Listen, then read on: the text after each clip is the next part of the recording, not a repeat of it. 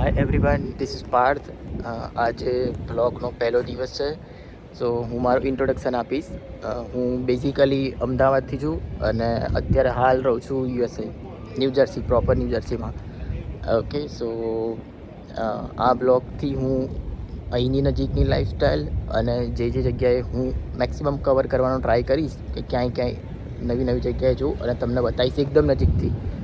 Okay, સો follow, subscribe કરી લેજો.